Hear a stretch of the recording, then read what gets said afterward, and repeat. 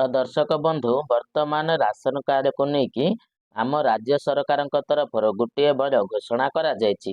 ଯେଉଁ ଘୋଷଣା ଅନୁଯାୟୀ ବର୍ତ୍ତମାନ ଆପଣମାନଙ୍କର ଫେବୃଆରୀ 1 ତାରିଖରୁ ଆମ ରାଜ୍ୟର ପାଖାପାଖି 50ରୁ 60 ଲକ୍ଷ ଲୋକଙ୍କ ରାସନ କାର୍ଡଟି ସରକାର କାଟିବାକୁ ଯାଉଛନ୍ତି ଏବଂ ତା ସହିତ ସେମାନଙ୍କୁ ରାସନ କାର୍ଡର ସମସ୍ତ ସୁବିଧା ମଧ୍ୟ ଆଉ ମିଳିପାରିବ ନାହିଁ। ତେବେ ଦର୍ଶକ ବନ୍ଧୁ ଚାଲନ୍ତୁ ଆଜିର ଭିଡ଼ିଓରେ ଆମେ ଜାଣିବା ଯେ ବର୍ତ୍ତମାନ ସରକାର କେଉଁମାନଙ୍କର ରାସନ କାର୍ଡଟି କାଟିବାକୁ ଯାଉଛନ୍ତି ଏବଂ ତା ସହିତ ଆପଣଙ୍କ ପାଖରେ ଯଦି ରାସନ କାର୍ଡ ରହିଛି ତାହେଲେ ଆପଣଙ୍କର ରାସନ କାର୍ଡଟି କ'ଣ କଟିବ ନା ଆପଣଙ୍କର ରାସନ କାର୍ଡଟି ବର୍ତ୍ତମାନ ରହିବ ବା ଆପଣମାନେ ପୂର୍ବ ଭଳି ରାସନ କାର୍ଡର ସୁବିଧା ପାଇପାରିବେ ନା ପାଇପାରିବେ ନାହିଁ। ତ ଏ ନେଇକି ମଧ୍ୟ ଡିଟେଲ୍ସରେ ଆମେ ଭିଡ଼ିଓରେ ଆଲୋଚନା କରିବା। ତ ଭିଡ଼ିଓଟିକୁ ଶେଷ ପର୍ଯ୍ୟନ୍ତ ନିଶ୍ଚୟ ଦେଖିବେ ଏବଂ ତା ସହିତ ଭିଡ଼ିଓକୁ ଗୋଟିଏ ଲାଇକ୍ କରିକି ଚ୍ୟାନେଲକୁ ମଧ୍ୟ ସବସ୍କ୍ରାଇବ୍ କରିନେବେ। ତ ଦର୍ଶକ ବନ୍ଧୁ ଆପଣମାନେ ସମସ୍ତେ ଜାଣିଥିବେ ଯେ ସରକାର ରାସନ କାର୍ଡରେ ଆପଣଙ୍କର ଇ-କେୱାଇସି ପ୍ରକ୍ରିୟାକୁ ଲାଗୁ କରିଛନ୍ତି। ଯେଉଁ ଇ-କେୱାଇସି ପ୍ରକ୍ରିୟା ମାଧ୍ୟମରେ ସରକାର ବର୍ତ୍ତମାନ ଯାଞ୍ଚ କରୁଛନ୍ତି ଯେ ପ୍ରକୃତରେ ରାସନ କାର୍ଡର ସୁବିଧା ପାଇବା ପାଇଁ କେଉଁମାନେ ଯୋଗ୍ୟ ବିବେଚିତ ଅଟନ୍ତି ଏବଂ କେଉଁମାନେ ଅଯୋଗ୍ୟ ବିବେଚିତ ଅଟନ୍ତି। ତ ଏହି ଇ-କେୱାଇସିଟି ଆପଣମାନଙ୍କ ପାଇଁ ନିଶ୍ଚିତ ଭାବରେ କରିବା ଦରକାର।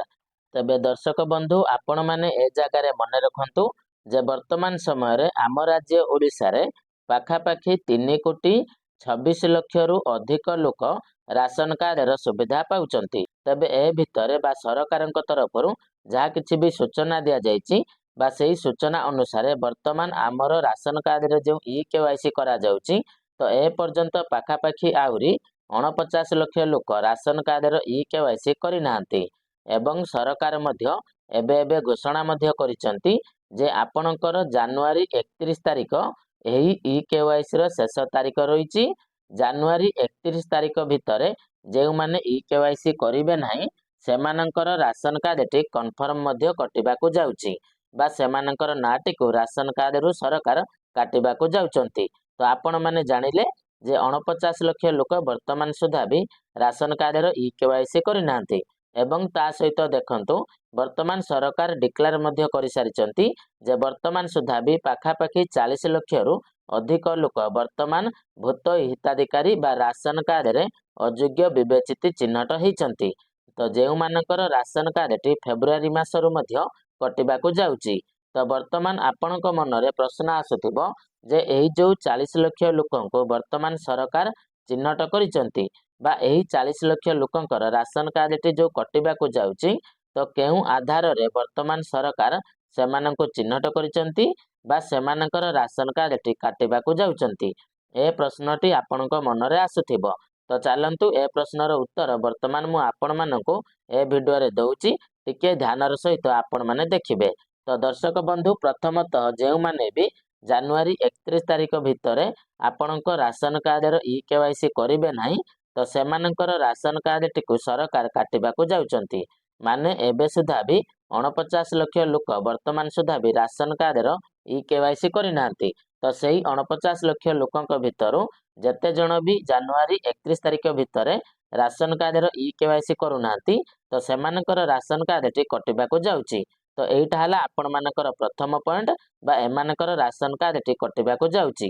ଏବଂ ଦ୍ୱିତୀୟ ପଏଣ୍ଟ ଯେ ସରକାର ବର୍ତ୍ତମାନ ଯେଉଁ 40 ଲକ୍ଷ ଲୋକଙ୍କର ରାସନ କାର୍ଡ କାଟିବାକୁ ଚିହ୍ନଟ କରିଛନ୍ତି ତ ସେହି 40 ଲକ୍ଷ ଲୋକଙ୍କ ଭିତରେ କେଉଁମାନେ ସାମିଲ ହୋଇଛନ୍ତି ବା କେଉଁମାନଙ୍କର ରାସନ କାର୍ଡଟି ବର୍ତ୍ତମାନ କଟିବାକୁ ଯାଉଛି ବା ମୋଟାମୋଟି ଭାବରେ ଯେଉଁମାନେ ବି ଏ ଭିଡ଼ିଓଟିକୁ ଆମର ଦେଖୁଛନ୍ତି ତ ସେମାନଙ୍କ ପାଖରେ ଯଦି ଗୋଟିଏ ରାସନ କାର୍ଡ ରହିଛି ତାହେଲେ ଆପଣଙ୍କର ରାସନ କାର୍ଡଟି ବର୍ତ୍ତମାନ କଟିବ ନା କଟିବ ନାହିଁ ତାହା ଆପଣମାନେ କେମିତି ଜାଣିପାରିବେ। ତ ତାକୁ ଜାଣିବାର କେବଳ ଗୋଟିଏ ମାତ୍ର ଉପାୟ ରହିଛି, ତାହା ହେଲା କ'ଣ ନା ଯେତେବେଳେ ଆପଣମାନେ ସରକାରଙ୍କର ରାସନ କାର୍ଡର ଅଯୋଗ୍ୟ ମାନଦଣ୍ଡ ବା ଯୋଗ୍ୟ ମାନଦଣ୍ଡକୁ ଜାଣିବେ ତାହେଲେ ଆପଣମାନେ ନିଜକୁ ନିଜ ବର୍ତ୍ତମାନ ଜାଣିପାରିବେ ବା ନିଜକୁ ନିଜେ ବର୍ତ୍ତମାନ ରାସନ କାର୍ଡର ସୁବିଧା ପାଇବେ କି ନାହିଁ ଆପଣମାନେ ନିଜେ ମଧ୍ୟ ଜାଣିପାରିବେ।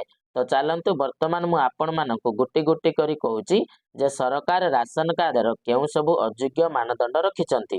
ତ ଦେଖନ୍ତୁ ପ୍ରଥମତଃ ଯେଉଁମାନେ ବି ସରକାରୀ ଚାକିରି କରୁଥିବେ ତ ସେମାନଙ୍କର ରାସନ କାର୍ଡଟି କଟିବାକୁ ଯାଉଛି। କାହିଁକି ନା ଆପଣମାନେ ଜାଣିଛନ୍ତି ଗାଁ ଗହଳିରେ ଆମର ଏମିତି ବହୁତ ସାରା ହିତାଧିକାରୀ ଅଛନ୍ତି ଯେଉଁମାନେ କି ଆପଣଙ୍କର ସରକାରୀ ଚାକିରି ମଧ୍ୟ କରୁଛନ୍ତି କିନ୍ତୁ ସେମାନେ ରାସନ କାର୍ଡର ସୁବିଧା ପାଉଛନ୍ତି। ତ ବର୍ତ୍ତମାନ ଆପଣଙ୍କର ଯୋଉ ଇ-କେୱାଇସି ପ୍ରକ୍ରିୟା କରାଯାଉଛି ତ ସେଇ ଇ-କେୱାଇସି ପ୍ରକ୍ରିୟାରେ ସେମାନଙ୍କର ରାସନ କାର୍ଡଟି କଟିବାକୁ ଯାଉଛି ଏବଂ ତା ସହିତ ଯେଉଁମାନେ ପେନସନ ବି ପାଉଥିବେ ସେମାନଙ୍କର ରାସନ କାର୍ଡ ମଧ୍ୟ କଟିବାକୁ ଯାଉଛି। ଏବଂ 2 ନମ୍ବର ପଏଣ୍ଟ ମନେ ରଖନ୍ତୁ ଯେ ଯେଉଁମାନଙ୍କର ପରିବାରର ସଦସ୍ୟମାନଙ୍କର ଇନକମ୍ ମାସକୁ 10,000 ଟଙ୍କାରୁ ଅଧିକ ହୋଇଥିବ ଯଦି ସେମାନେ ଗାଁରେ ରହୁଥିବେ ଆଉ ଯଦି ସେମାନେ ସହରରେ ରହୁଥିବେ ଯଦି ସେମାନଙ୍କ ଘରର ପରିବାରର ଯଦି କୌଣସି ସଦସ୍ୟଙ୍କର ଇନକମ୍ ମାସିକ 15,000 ଟଙ୍କାରୁ ଅଧିକ ହୋଇଥିବ ତାହେଲେ ସେମାନଙ୍କର ରାସନ କାର୍ଡଟି ବି କଟିବାକୁ ଯାଉଛି। ଆଉ ତା ସହିତ ଯେଉଁମାନଙ୍କ ପାଖରେ 4 ଚକିଆ ଗାଡ଼ି ଥିବ ସେମାନଙ୍କର ରାସନ କାର୍ଡ କଟିବ। ତା ସହିତ ଯେଉଁମାନଙ୍କ ପାଖରେ 3 ହେକ୍ଟର କିମ୍ବା 7 ଏକରରୁ ଅଧିକ ଜମି ଥିବ ତ ସେମାନଙ୍କର ନାଁଟି ମଧ୍ୟ ରାସନ କାର୍ଡରୁ କଟିଯିବ ଏବଂ ତା ସହିତ ଯେଉଁମାନେ 300 ୟୁନିଟରୁ ଅଧିକ ବିଜୁଳି କଞ୍ଜମ୍ପସନ୍ କରୁଥିବେ ତ ସେମାନଙ୍କର ରାସନ କାର୍ଡଟି ବର୍ତ୍ତମାନ କଟିବାକୁ ଯାଉଛି ବା ଫେବୃଆରୀ 1 ତାରିଖରୁ ରାସନ କାର୍ଡରେ ଏସବୁ ନୂଆ ନିୟମ ଲାଗୁ ହେବାକୁ ଯାଉଛି ଏବଂ ଯେଉଁମାନେ ପ୍ରକୃତରେ ଯୋଗ୍ୟ ଥିବେ କେବଳ ସେମାନେ ରାସନ କାର୍ଡର ସମସ୍ତ ସୁବିଧା ପାଇବେ ଏବଂ ଯେଉଁମାନେ ଅଯୋଗ୍ୟ ଥିବେ ତ ସେମାନଙ୍କର ନାଁଟି ରାସନ କାର୍ଡରୁ କଟିବାକୁ ଯାଉଛି ବା ସେମାନଙ୍କୁ ଆଉ ରାସନ କାର୍ଡର କିଛି ବି ସୁବିଧା ମିଳିପାରିବ ନାହିଁ। ତ ଦର୍ଶକ ବନ୍ଧୁ ବର୍ତ୍ତମାନ ମୁଁ ଆଶା କରୁଛି ଯେ ଏ ଭିଡ଼ିଓରେ ମୁଁ ଆପଣମାନଙ୍କୁ ଯାହା କିଛି ବି ଡିଟେଲ୍ସ କହିଲି ବା ଆପଣଙ୍କର ଯାହା କିଛି ବି ପ୍ରଶ୍ନ ରହିଥିଲା ଯେ ବର୍ତ୍ତମାନ ଏହି ଫେବୃଆରୀ 1 ତାରିଖରୁ କେଉଁମାନଙ୍କୁ ଆଉ ରାସନ କାର୍ଡର ସୁବିଧା ମିଳିବ ନାହିଁ ବା ସରକାର କେଉଁ ସବୁ ଅଯୋଗ୍ୟ ମାନଦଣ୍ଡ ରଖିଛନ୍ତି ତ ତାହାର ଡିଟେଲ୍ସ ପୁରା ମୁଁ ଆପଣମାନଙ୍କୁ ଏ ଭିଡ଼ିଓରେ ବୁଝେଇକି କହିଦେଲି। ତ ନିଶ୍ଚିତ ଭାବରେ ଆପଣମାନେ ସବୁ କିଛି ଡିଟେଲ୍ସରେ ବୁଝିପାରିଥିବେ ଏବଂ ଭିଡ଼ିଓଟି ଇନଫର୍ମେଟିଭ୍ ଲାଗିଥିଲେ ଭିଡ଼ିଓକୁ ଗୋଟେ ଲାଇକ୍ କରିବେ, ଚ୍ୟାନେଲରେ ନୂଆ ହେଇଥିଲେ ଚ୍ୟାନେଲଟିକୁ ସବସ୍କ୍ରାଇବ୍ କରିଦେବେ ଏବଂ ତା ସହିତ ଆପଣମାନେ କେଉଁ ଜିଲ୍ଲାରୁ ଏ ଭିଡ଼ିଓଟିକୁ ଦେଖୁଛନ୍ତି ତ ଆମକୁ କମେଣ୍ଟ ମାଧ୍ୟମରେ ଜଣାଇଦେବେ ଏବଂ ଏ ଭିଡ଼ିଓଟିକୁ ବହୁତ ମାତ୍ରାରେ ସେୟାର କରିବେ ଯାହାଦ୍ୱାରା ସମସ୍ତଙ୍କ ପାଖରେ ଏ ଭିଡ଼ିଓଟି ପହଞ୍ଚି ପାରିବ ଏବଂ ସେମାନେ ଏ ଭିଡ଼ିଓଟିକୁ ଦେଖିଲା ପରେ ଜଲ୍ଦିରୁ ଜଲ୍ଦି ଆସିକି ଇ-କେୱାଇସି କରିପାରିବେ ଏବଂ ନିଜେ ମଧ୍ୟ ଜାଣିପାରିବେ ଯେ ବର୍ତ୍ତମାନ ସେମାନଙ୍କର ରାସନ କାର୍ଡଟି ରହିବ ନା କଟିଯିବ। ତ ଚାଲନ୍ତୁ ଦର୍ଶକ ବନ୍ଧୁ ଆଜିର ଭିଡ଼ିଓରେ ଏତିକି, ପୁଣି ଦେଖାହବ ଆଉ ଗୋଟିଏ ନୂଆ ଭିଡ଼ିଓରେ। ତ ସେତେ ପର୍ଯ୍ୟନ୍ତ ବିଦାୟ ଦିଅନ୍ତୁ, ରହୁଛି ଜୟ ଜଗନ୍ନାଥ।